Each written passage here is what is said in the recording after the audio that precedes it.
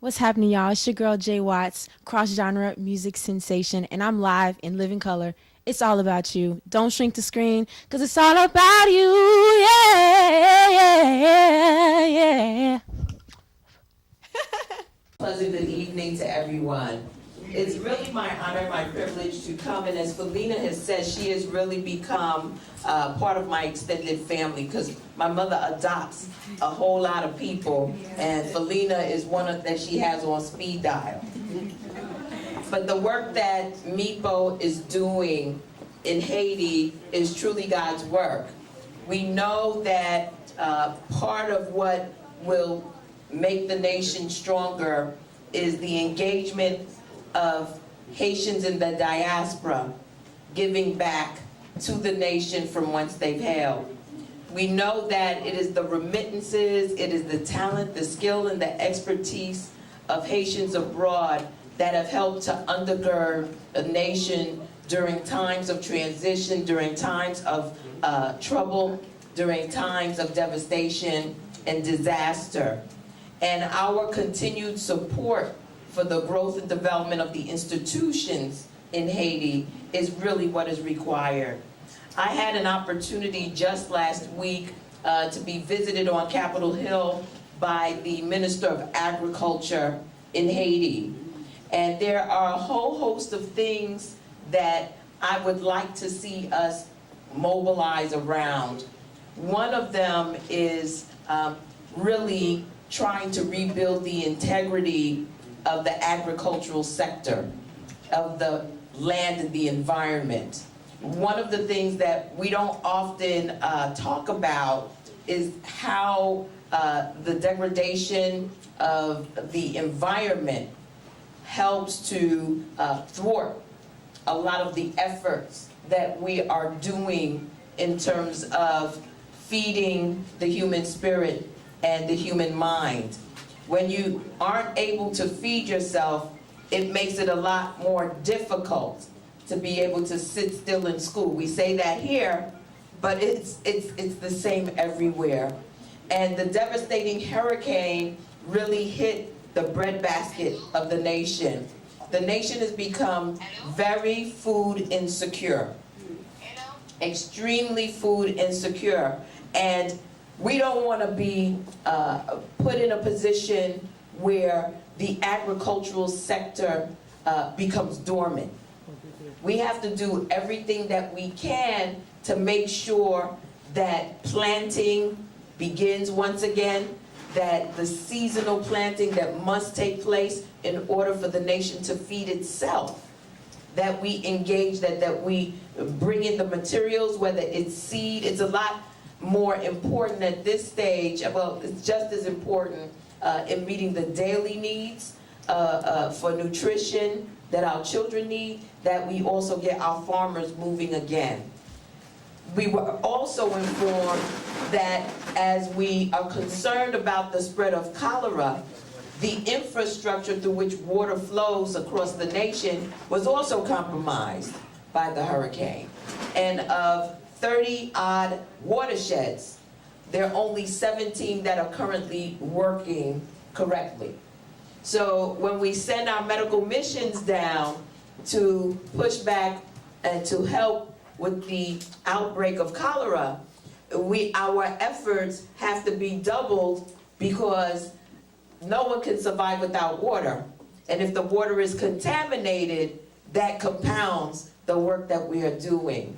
I wanted to bring that report to you because I believe that it's going to be, to a large extent, community to community, that we're going to be able to make an impact. Right now, we know that the government is trying to reconstruct itself after a prolonged period of election.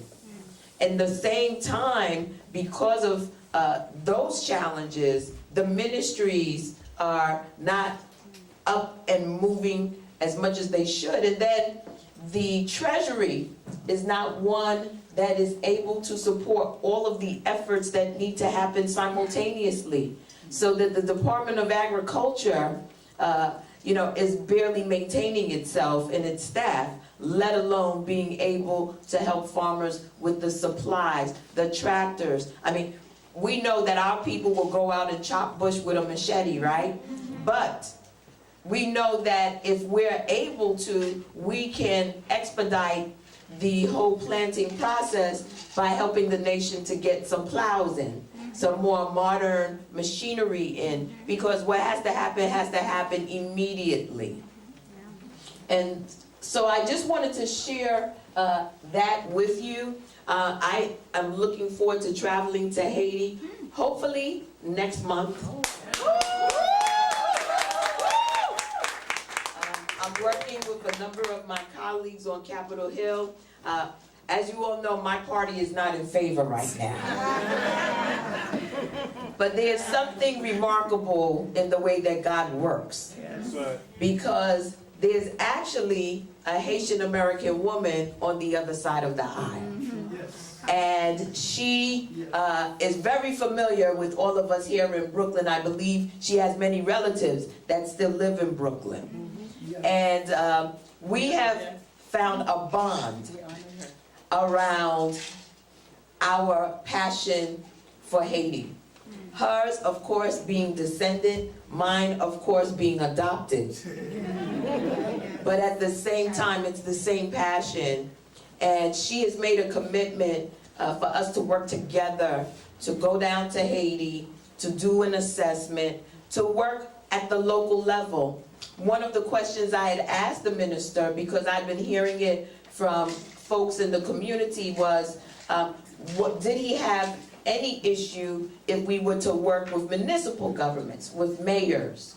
Because I've been hearing that one of the ways to get directly to the people, given the challenges around the construct of the national government, was to work directly with the mayors. And his response to me was, it is a good idea. It is a good idea. So for those of you from various departments that need to be focused on, perhaps as part of the work that we're doing, each of our respective organizations, we can look at those departments, reach out to the various municipalities and mayors, and see whether we can do a direct support on the ground, at least until the national government is able to really churn the way it ought to begin to mitigate some of these really perilous imperatives that are happening on the ground. We cannot now see starvation in Haiti in the midst of everything else that is taking place. Children who are hungry find it very difficult to learn. Very difficult to learn. So it's all tied together. All of the work we do will be for naught if we don't start with the basics and begin to build our way up. So to each and every one, I want to thank Felina, because she has not forgotten from when she's come. She has an abiding commitment to our community here and the community back in Haiti, and that is something that we cannot separate from her. The passion is there, and let me tell you, I know, because I must get 15 email, 22 texts. She makes sure that we are all linked in, and we are all a part of the growth and development of this vision that she has developed over these many years, to make sure that we remain focused on the work we must do for Haiti. Again, to everyone, it's my honor, my privilege to be here. I will share with you a little bit of politics, just a little.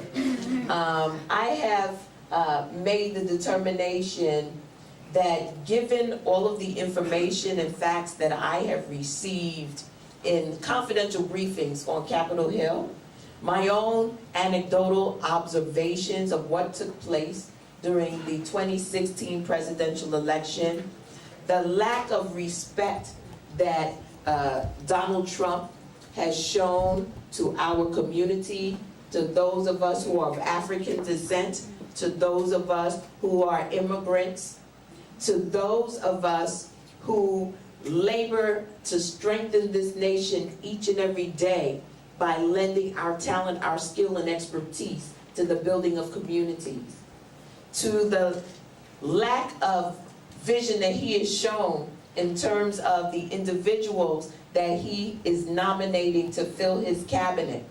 Individuals who are diametrically opposed to the agencies that they're given charge of. Some who have had pronouncements that fly in the face of the mission, like Jeff Sessions for the Attorney General of the United States. I have decided, and really in concert with a number of individuals who have reached out to me from the 9th Congressional District, that I will not be present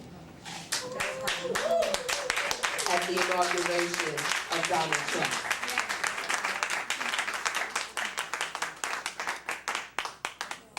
The transference of power in the United States and its governance is a very sobering moment. And it is to be done with dignity, and it must of all have integrity. And there's a lack of integrity.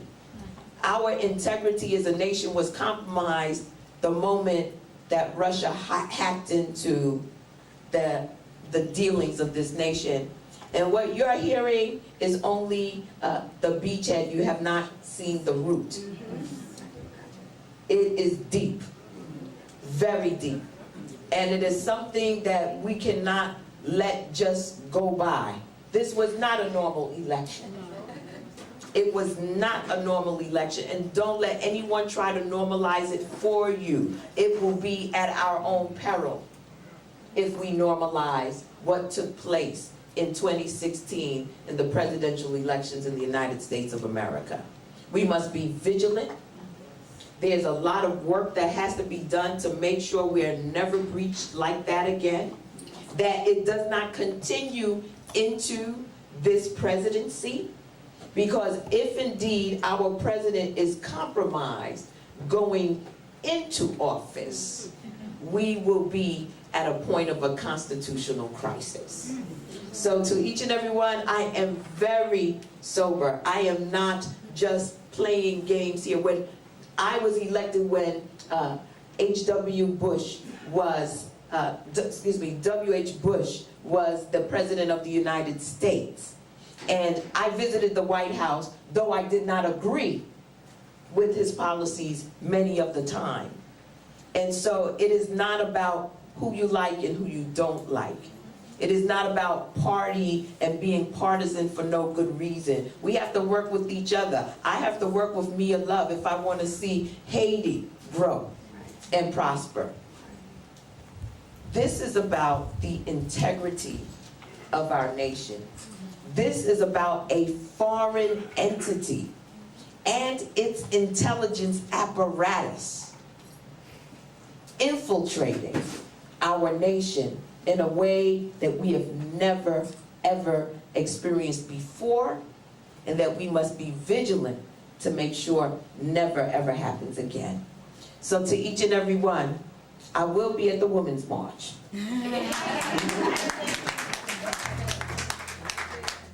But I also will be organizing in our community because many of us are vulnerable. Many in our community, the young people who are brave enough to sign up for DACA, whose names are now in a database. The families who, as I told my colleagues, I said, you know what? We don't meld in. Black immigrants are very easy to find. So when you start talking deportation force, you're barking up the wrong tree. When I look at the people I represent and you start talking Muslim ban, you're talking about a very large segment of the people that I represent. And so I take this man at his word. People are saying give him a chance. I'm saying no, he needs to prove to me before I ever give him a chance. I'm gonna be on him like white on rice. And if you eat brown rice, brown on rice.